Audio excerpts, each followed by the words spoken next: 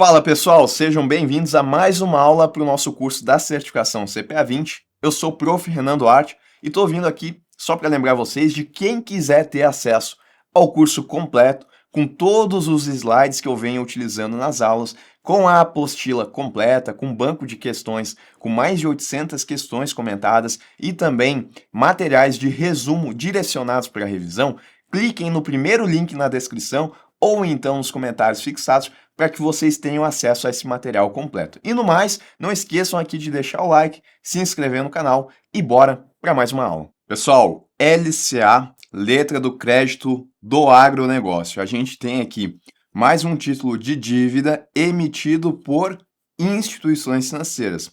E o objetivo é de captar recursos para financiar o setor do agronegócio. Sob a ótica do investidor, que é aquela pessoa que vai comprar uma LCA, a gente tem uma modalidade de investimento em renda fixa e ela é lastreada em operações relacionadas ao agronegócio. Então, o fluxo de uma LCA é mais ou menos assim, tá? Eu vou ter uma instituição financeira que inicialmente ela vai lá e vai conceder um financiamento a um produtor rural. Aí esse produtor rural ele vai utilizar esse financiamento aqui para daqui a pouco, por exemplo, comprar algum tipo de máquina, trator, algo que ele precise utilizar lá na produção rural dele, tá? Então, a instituição financeira faz o financiamento do que ele precisa e ela passa a ter um direito de crédito sobre esse produtor rural. Aí do outro lado aqui, a instituição financeira ela quer captar recursos. E uma das formas que ela tem é justamente fazer a emissão de uma LCA, que é um título de dívida. O detalhe é que essa LCA que vai ser emitida, ela tem o lastro originado desse direito que a instituição financeira tem em relação ao produtor rural. Em outras palavras, se o título aqui da LCA não aconteceu o pagamento, se a instituição financeira que está emitindo a LCA, ela não fazer o pagamento, ainda vai existir a garantia aqui do outro lado da operação, que é desse financiamento que foi concedido na área rural pela instituição financeira. E daí depois eu tenho um investidor aqui, que vai ser aquela pessoa que quer achar uma maneira de investir o seu dinheiro e vai comprar essa LCA. E aí, essa LCA, assim como demais títulos bancários, ela vai ter um prazo de vencimento, ela vai ter um valor, né? O valor pode ser 50 mil reais. Ela vai ter um prazo de vencimento, que pode ser 2 anos. Vai ter uma rentabilidade também, que pode ser 12% ao ano. Tá? Então, essas são as principais características de uma LCA. Principal mesmo é o fato de que ela tem esse lastro de um direito creditório, porque a instituição financeira tem direito a esse crédito, do devedor. Então percebam que a gente, quando olha sobre a instituição financeira, a gente vai olhar sobre duas óticas. Uma, ela é uma credora, porque daqui do lado, né, ela está emprestando dinheiro ao produtor rural. E sob a outra ótica, ela vai ser o emissor, vai ser o devedor dessa LCA. E daí a operação aqui é com o investidor que está colocando seu dinheiro na LCA. Bom, a legislação, ela não é tão específica ao mencionar quais são as instituições financeiras que estão autorizadas a emitir a LCA. Então, em termos gerais, a gente considera que quem pode emitir uma LCA são as instituições financeiras públicas e privadas, bancos normalmente, tá? Então, um banco comercial pode emitir uma LCA? Pode, ele vai poder captar recursos dessa forma aqui. Bom, falando agora um pouco mais sobre esse lastro, tá? Uma das características da LCA é a necessidade de lastro para as emissões desse título. Cada emissão tem que ser garantida por um ou mais créditos do agronegócio de propriedade da instituição financeira emissora do papel. Aqui no exemplo que eu coloquei, a gente está tendo a garantia de um empréstimo, mas nada impediria que a instituição financeira ela também fizesse o lastro dessa LCA aqui e mais financiamentos que ela concedeu aqui da outra ponta, tá? Esses direitos que servem de lastro para as emissões são aqueles relacionados ao crédito rural, destinados às atividades de comercialização, beneficiamento ou industrialização de produtos e insumos agropecuários, ou ainda de máquinas e implementos utilizados na produção agropecuária, tá? Então, o trator aqui é um exemplo, né, que vai ser utilizado lá na produção agropecuária. A LCA ela deve conter a identificação dos direitos creditórios que lhe servem de lastro, assim como seus valores, os quais não podem ser inferiores ao montante da emissão da LCA. Tá? Então, se a nossa LCA ela está sendo emitida aqui com valor de R$ 50.000, eu tenho que ter aqui esse crédito, no mínimo, no valor de R$ 50.000. Mas, Renan, e se esse crédito aqui ele não tem 50 mil? Ele tem, por exemplo, R$ 30.000. Bom, aí a instituição financeira ela vai ter que colocar mais créditos, né? Vai ter que colocar um outro aqui de 10 mil, por exemplo, e um outro aqui de 10 mil também.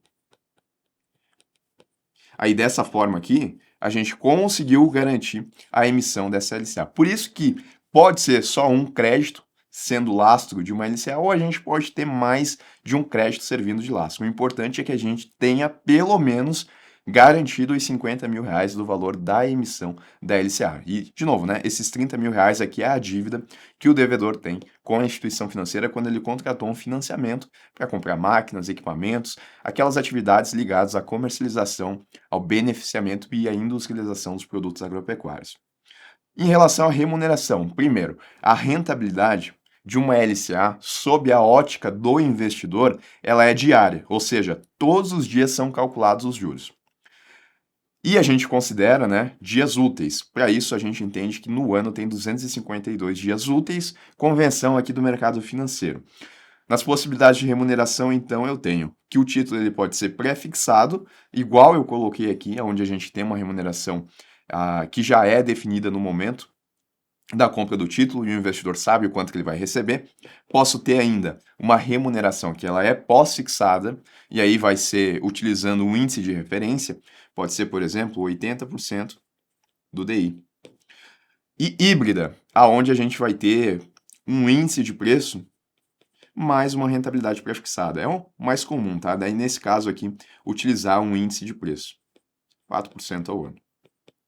Bom, em relação ao prazo de emissão das LCAs, a lei ela não estabelece um prazo máximo para as LCA, mas entende-se que o prazo de vencimento da LCA não pode ser superior ao prazo de qualquer um dos créditos do agronegócio vinculados a ela como laço. Então, eu não poderia ter, por exemplo, aqui, a gente está vendo que o prazo é de 2 anos. O prazo da LCA não pode ser superior ao prazo dos direitos creditórios que estão servindo como lastros aqui dessa operação. Tá? Então, esse direito creditório tem que ter um lastro de pelo menos 2 anos. Esse daqui também de pelo menos, vou colocar assim, ó, acima de 2 anos. Acima de 2 anos e acima de 2 anos. Porque, caso contrário, acabaria a emissão aqui e a gente não teria mais esse direito creditório. É claro que a instituição financeira ela pode colocar outras operações de crédito aqui para fazer também, para honrar esse lastro aqui. Por exemplo, né, a gente está falando que o prazo aqui ele tem que ser inferior ao prazo de emissão da LCA, tudo bem.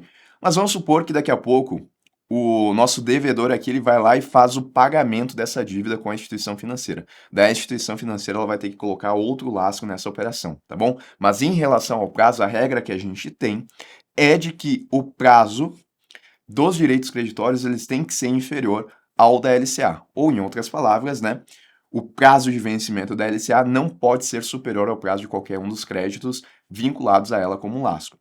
De acordo com a correção da LCA, a gente pode ter prazos mínimos. Olha só, eu falei que a gente não tem um prazo máximo para a LCA, mas prazo mínimo a gente tem, e isso varia de acordo com a correção da LCA. Então, esse prazo mínimo ele é de 9 meses na ausência de atualização por índice de preço. Tá? Então, aqui, ó, das remunerações que eu coloquei, ainda vou colocar aqui, 12% ao ano. Qual dessas daqui a gente tem que ter, então, um prazo mínimo de 12 meses, que é quando a gente tem a atualização por índice de preço? Essa daqui.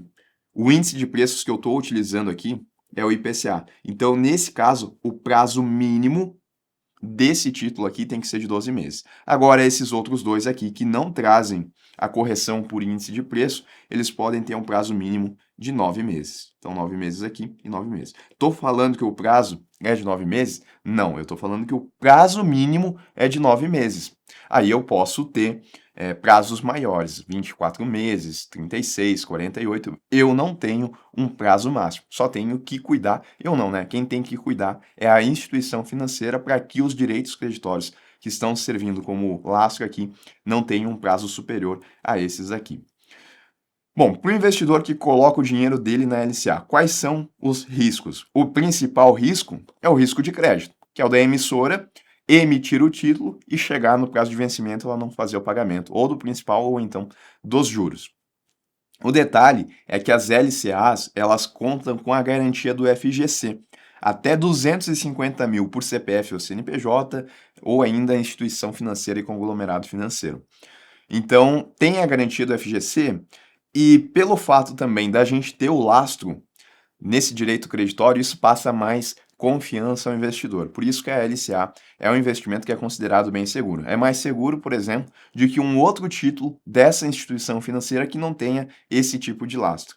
E considerando que ele também tenha o FGC. A gente também tem a presença de liquidez em títulos com carência e o risco de mercado ele está presente, especialmente aqui em títulos pré-fixados e aqueles que são híbridos, né? Porque nos híbridos a gente também tem a taxa de juros pré-fixada. E aí, nesse sentido, se o investidor for vender o título dele no mercado secundário, ele vai estar sujeito à marcação de mercado. E dependendo das condições, de como estão precificadas as taxas de juros naquele momento, ele pode ter uma perda financeira. Em relação à tributação, esse talvez seja o maior benefício para o investidor pessoa física que deseja investir na LCA. Isso porque a LCA ela não possui imposto de renda, nem IOF para pessoas físicas. Então a pessoa vai lá, coloca o dinheiro dela na LCA, deixa por 2, 3 anos e ela não vai ter alíquota de imposto de renda. Se ela vender no mercado secundário antes disso, também não tem imposto de renda, nem o IOF se essa venda acontecer nos primeiros 30 dias depois da emissão. Agora, se o investidor ele for uma pessoa jurídica, aí a gente tem a cobrança de imposto de renda, conforme a tabela regressiva que normalmente é utilizada aqui para títulos de renda fixa. Então, normal, tá? De até 180 dias, 22,5%, e acima de 720, a alíquota é de 15%. Mas lembrando, isso daqui é apenas para o investidor pessoa jurídica, porque para o investidor pessoa física, a gente não tem o imposto de renda nas LCAs.